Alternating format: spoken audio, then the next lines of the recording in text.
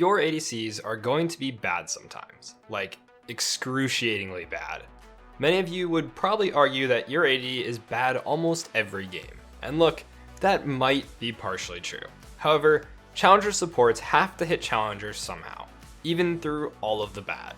And when you're playing hundreds of games a season, luck really isn't a factor when it comes to climbing, just because the sample size is so large. Skill is always the main difference maker. So how do they do it? Even when they get ADCs like this, they're literally just inting the entire game away. And you may not believe it, but this is in Masters Elo. One really important thing to remember is that you will never stop getting people that run it down in your games. So it's not like ranking up will fix that problem, you just need to learn how to play around it. In today's guide, we're going to be showing you just how good supports make the best of a bad situation and carry through their terrible teammates regardless. Let's get right into it. We'll look at the solo queue game that we just watched some clips from, and go over things that our challenger smurf Achilles, or Nick, was doing to mitigate how bad his AD actually was. In the beginning, they get off to a great start in bot lane. They win the early push for level 2, and Nick walks up at level 1 in order to set up the all-in when the level 2 hits. Now, they're clearly in a winning position, having secured a kill and getting to crash the wave into the enemy's tower. From here, we have a good question though. What should Twitch and Thresh do?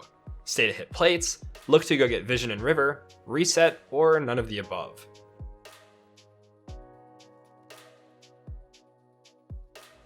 Let's let Nick answer that. So I think right now, ideally, we would have reset.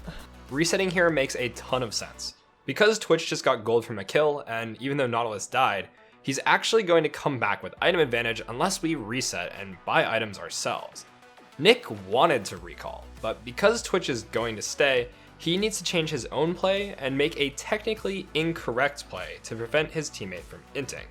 Staying to hit the plate here is a really big tempo killer, and can give your opponents a great chance back into the game. So it's the first real int that Twitch made. Unfortunately, he tries to hit tower plates and recall. While doing both just isn't possible because the enemies will have a chance to shove the wave and deny you farm. The recall timer just isn't good, and he should stay to push another wave. I'm gonna stay just in case they push it. We'll see. So when your AD ints like this, you shouldn't just throw your hands up and say screw it. We need to problem solve. Nick already stayed to fix one mistake, and actually makes a brilliant play afterwards to fix another. While this whole sequence was and is technically incorrect, you have to work with what you have. He decided to stay and delay his own recall even more. The idea being that if the enemies started to hard push the wave, he'd be able to use his body to just stop the wave and keep Twitch from missing all of the CS. Okay, it looks like they're not pushing it, so I'm gonna reset and get some boots here. Because with Nautilus, Relic Shield stacks, and Aphelios, they can actually push this wave to turret in time, and since it's not a cannon wave, we'll miss all of the XP. But since they didn't crash it right away as soon as Twitch reset, it's just going to build up and be a big wave for us to eat. Fortunately, the enemies didn't realize that they had the capabilities to crash, and he didn't need to stay. But he was ready to stop Twitch from inting the whole game away. Speaking of which, this positioning is insane. Yes, Lee Sin is in river, potentially able to come, but what if he just wanted to invade or just doesn't see it? It's not really a bait on Twitch's part without knowing Lee's intent, it's just running it down. A lot of Threshes might be tempted to just play for Lantern and back up, but Nick wants to follow one very important concept, which is to trade back damage instead of just losing health for free. By running at Aphelios here, he's able to pressure him off. Even if Lee didn't come, this would allow Twitch to back up and survive, while simultaneously doing some damage back to set up for potentially future plays. Fortunately, Lee does come, and they clean up a kill, but this play would allow for a better outcome regardless of what his teammates did here. After, he knows that Twitch should probably base, so he starts hoping to push the wave to get it to crash, and set up for a recall timer for him. Once the wave is ready to crash, Lee Sin goes over the wall and sets up for a dive. He hits a really great flash hook to punish Aphelios for using his sums earlier, and now can look to help Lee invade. Twitch literally runs it down to tower off screen here, so now our protagonist has to once again make some adaptations to accommodate his terrible teammate. This is a pretty hard question, so don't worry if you get it wrong, but is there anything you can think to do here that would cover up Twitch's terrible play?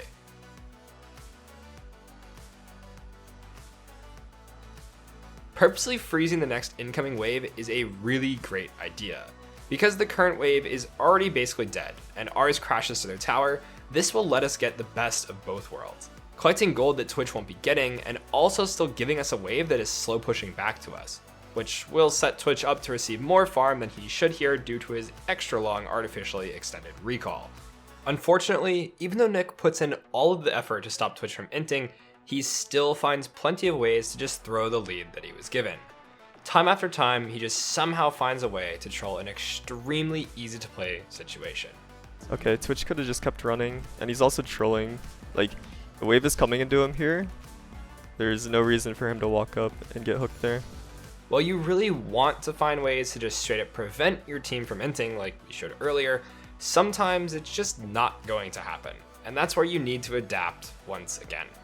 And like I said, now that our item advantage is actually like gone and we lose the 2v2. So now my best option is, since I have Mobies, is to just rotate around the map. What I can do is I can go mid, bait Nautilus mid, and then run bot, and since Aphelios has no cleanse, I can easily just run at him and flay him. They end up dying to an Evelyn gank that comes bottom, but just like Nick just said, we really don't trust this Twitch anyways, and we don't win the 2v2 anymore, so now it's time to ditch the lane and look for greener pastures. He holds his ult and summoners and just dies so he can use those tools later. A lot of players would go back bottom here since there is a wave crashing into tower, but Twitch has demonstrated plenty of times that he's not capable of participating in this game in a meaningful way, so we need to sink our time into people that will. While he's headed towards mid, Cassio gets solo killed, and again we need to adapt. The only lanes you can really even play off at this point are top and jungle, so with both of them being topside, that is the only idea that makes any sense at all. Roaming here is actually really important, even though you may not really have to participate in the fight to get this kill. If the enemy jungler or anyone else were to show up, having more numbers than necessary will guarantee the play, and because this is literally the only productive thing on the map to do right now, we need to make sure it works. Almost with comedic timing, Twitch dies again bottom. It's not really important since we expect it at this point, but it does make it even more apparent how much he's really inting. Off of the recall, again, we can't do anything bottom, so it's just about looking at where proactive plays can be made and making sure we run towards that. Going mid here to potentially pivot into top makes a lot of sense. While he doesn't quite get mid in time to actually participate in the fight, he is able to do other things that can influence his other lanes, like fixing their waves for them. Just making sure that the mid wave crashes will help his mid laner out by setting up the slow push to come back. And while we do want to avoid playing around our AD at this point, that doesn't mean that we can just completely leave him out to dry. As we get back bottom, notice the wave state. With more minions and being on our side of the map, this wave will always push out to the other side. In this kind of lane state, Twitch actually can't do anything. He has to overextend in order to play the game, and this is a spot where we really need to be bottom to help since he has to push. It's one thing for him to be making mistakes and inting, but we still need to do our job and at least make it playable. Whether or not he does the correct thing once it's playable really isn't something we can control, but we can at least set up the alley-oop, and if he doesn't dunk, then it is what it is. Almost immediately though, he's looking to just leave the lane. Although after being spotted on a ward, it makes roaming nigh impossible and he just has to go back. Even though he's playing super far back and checking all of the bushes, Eve is just sitting here and preying on the losing lane. So unfortunately, they die again. Out of base though, where would you go?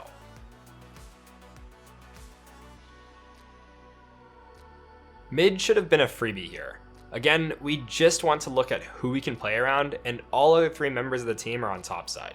Going mid would let us connect with their play or just hold the wave at the tower, so it gives us options. Even when there aren't roams that will result in kills, things like this can be super valuable. Not only do we get XP that we normally wouldn't get, but we also get timers to ward in areas that will benefit the people on our team that actually matter, like our winning top and jungle. In addition, we do little things like lanterning over walls to just speed up their plays, and get them to new things faster. Without Thresh being here, Cassio wouldn't be mid in order to hold the wave and re-secure lane priority. Again, we really need to make use of proactive plays, and without mid push, it would be really hard to do anything. So that one lantern actually makes a huge difference and sets up for a lot of potential plays like what's about to happen. Because Fizz is being forced to go back to catch the mid wave, they can look to invade heavily in the enemy jungle and take away the blue. Even in a game where his AD is completely useless, he is still finding ways to do things. and that's the most valuable takeaway. He doesn't value getting the XP by just running bottom and sitting with Twitch. He's trying to make his other teammates actually win and play off of them. By taking the mid tower and getting more control of the map, it sets up for future team fights where Twitch really isn't even needed. Now, since he invested so much into helping his teammates, they're finally able to pay him back and deliver a teamfight win and put the game back in his control entirely. Through this game, we saw multiple techniques being used in order to help shore up his less than great ADC. From trying to prevent the ints altogether, clever decision making and wave manipulation to help make them less bad, to just completely giving up on his AD altogether and full roaming, it was almost a gradual descent into more and more drastic measures, but he knew when to take them and ultimately was rewarded. Learning how to think on your toes and trying to make the best of a bad situation can really save your games. Even when you get teammates that are almost useless, you can still carry given you know what to do. So you might be asking yourself, why go to SkillCapped.com to improve when I could just watch YouTube guides or play the game? Well, let me show you. Let's say you're a support who's struggling to climb the ladder. Not only would you get over 40 site-exclusive courses for support, but maybe really what you've been struggling with is trading as support. Well, we got you covered with 6 different courses breaking down how to trade as a support player.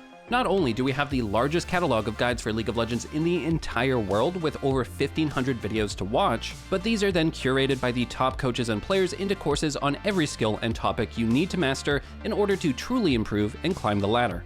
If all of this wasn't enough, we haven't even touched on our catalog of over 700 Smurf commentaries, where a challenger expert shows you how to climb out of your rank and you're guaranteed to get any questions answered by them directly. Not to mention, we're the only service to offer a rank improvement guarantee. If you don't climb at least 5 divisions while actively using SkillCapped, you can claim a refund, no questions asked. So what are you waiting for? Head to SkillCapped.com and get the rank you've always wanted. Link in the description below. Until next time, thanks so much for watching, and we'll catch you later.